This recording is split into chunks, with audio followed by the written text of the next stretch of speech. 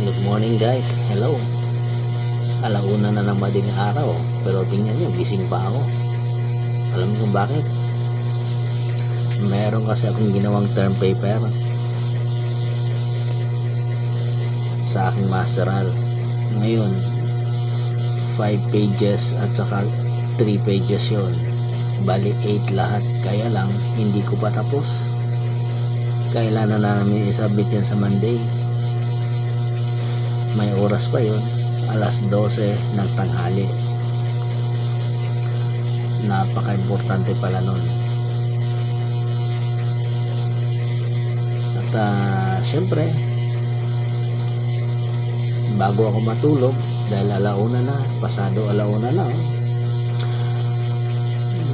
meron akong isi-share sa inyo na napakagandang balita. Ito naman ay wala nang igaganda pa sa salita ng Diyos.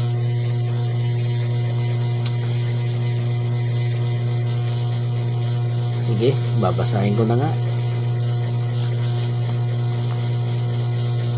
Ito ang nagtuturo sa atin na talikuran ang makamundong pamumuhay at damdaming makalaman, at mamuhay tayo sa daigdig na ito ng may pagpipigil sa sarili,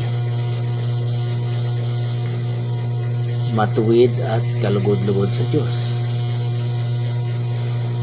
Ito pong talatang ito ay matatagpuan natin sa Book of Titus chapter 2 verse 12.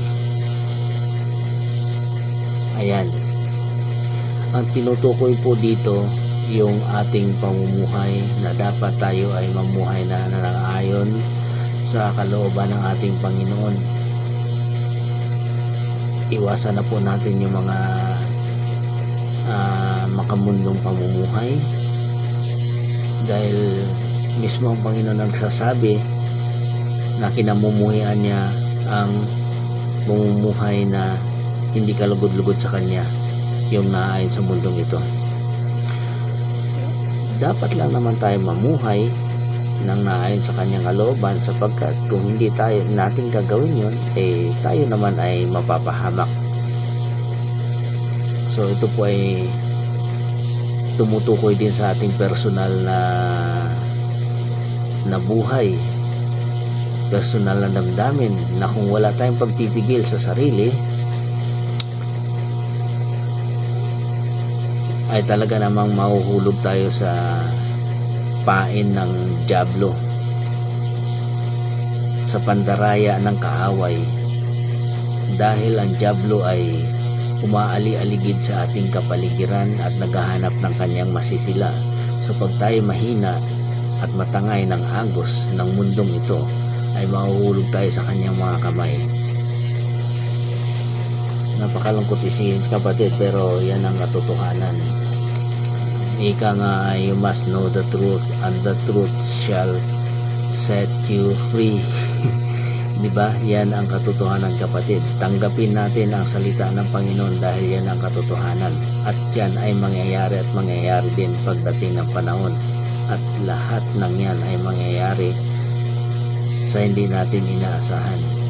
So kapatid, maraming salamat na at naway may natutunan ka sa aral na ito. Ito naman ay nakuha ko ng libre, at ibabahagi ko naman sa inyo ng libre. So salamat kapatid sa pakikinig at sa panonood ng video ito. Naway may natutunan ka, at salamat. Paki-follow mo ako kung maaari. Salamat. Pagpapalain ka ng Panginoon.